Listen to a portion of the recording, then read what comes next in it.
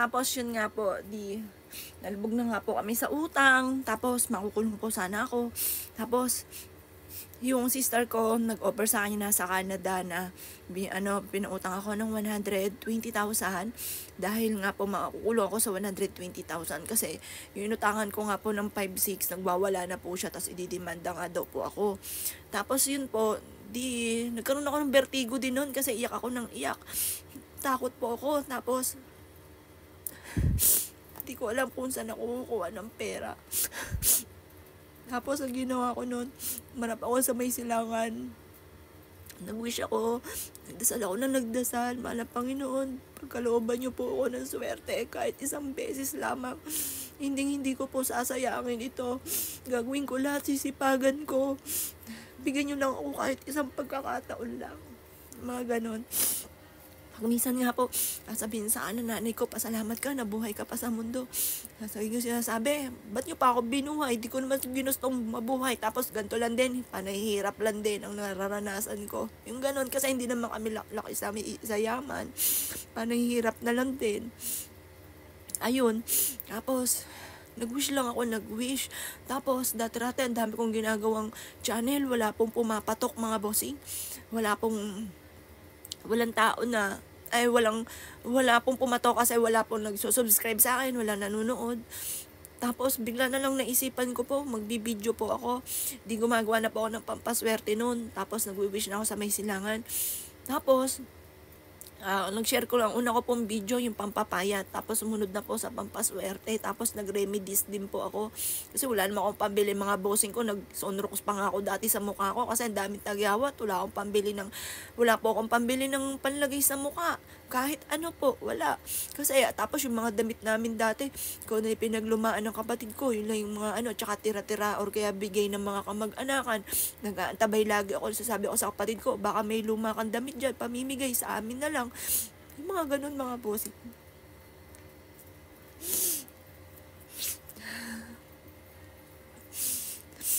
Ayun po.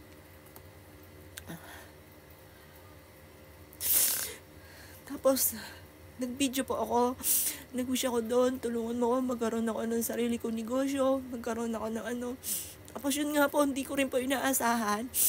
Nagsunod-sunod po, may mga nagpalo sa akin.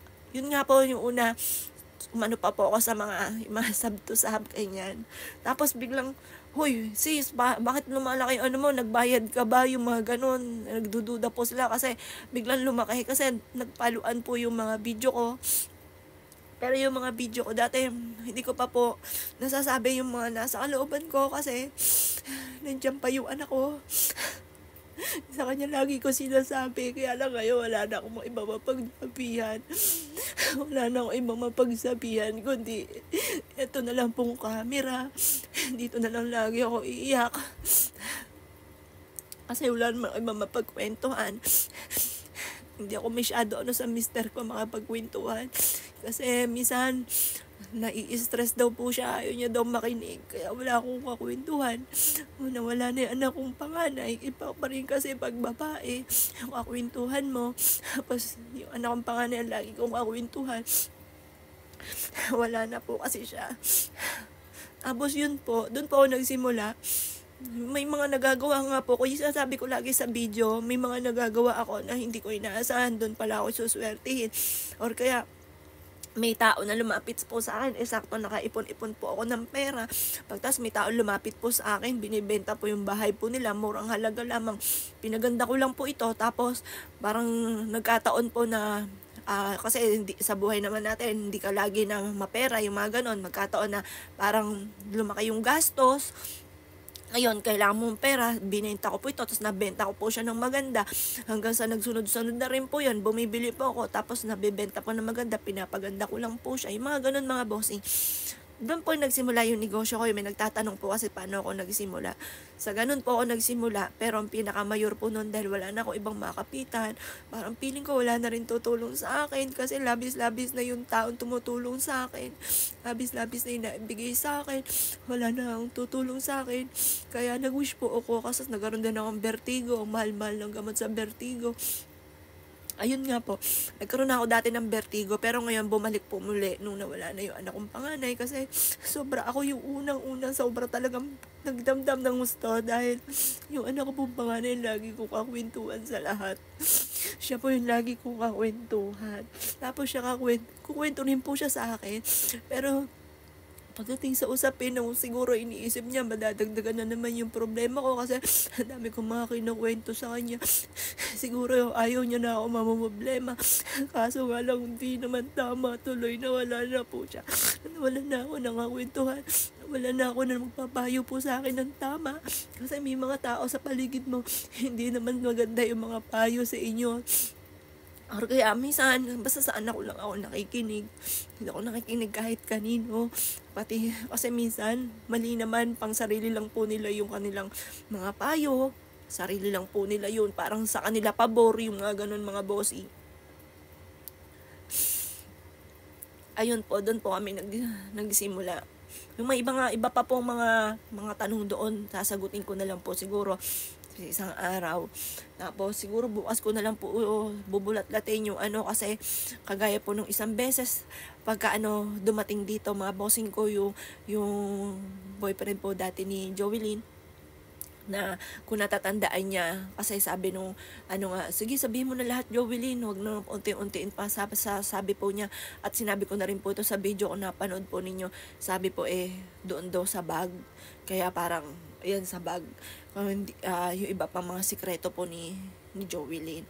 Ayan. Pero ang mga sikreto lang po niya, yung mga ganun nga po, yung mga kinain niya ng matatamis. Ayan. At saka yun nga po yun nga yung pinakalas yung sa karamdaman niya na doon ko nakita na nakuha na pala niya. Siguro ayaw niya ako mag-aalala. Yun, kasi, yun nga po, sabi ko nga po sa inyo, nagkaroon ako ng maraming sugat, dahil mataas din pala yung sugar ko noon, ayun, pero ngayon, okay na po siya, peklat na lang, ipapakita ko nga po sa inyo, peklat na lang. Tapos, bumaba na rin po yung sugar namin, nami-maintain ko na yung katawan ko, yun, okay na po, pati yung sa anak kong bunso, kaya lang kailangan, nandun pa rin yung focus, yung pag-aalaga, yung bati po, umihi ka na ba, uminom ka na ba, dapat kasi, may bilang kasi mga bossing ko yung pag-inom ng tubig, at saka huwag kang magpipigil ng ihi, mga ganyan. Yun na lang alaga sa mga ganun mga bossing. Kaya gusto ko nga po, online na lang yung anak ko para natututukan ko. Kasi kagaya ng sa anak kong panganay, hindi ko natututukan. Yung pala, lumalabas pa po sila ng school. Yung pala, nakakain pa ng matatamis sa labas. Mantalang, kapag po kami, mga kinakain po namin doon, hindi naman yung sobrang tatamis kasi ingat nga rin po kami. Pero nakakalabas pa pala siya at nakakapunta sa mga, kasi sabik po yung gumala. Hindi po yung nakakalabas ng kami lang pong pamilya. Kaya nung nag face to face, siguro kasi syempre yung mga kaklase niya nakakapasyal na magsulo kasama barkada kasi si Jovelyn hindi po ganun. Kami lang po talaga, kami lang po.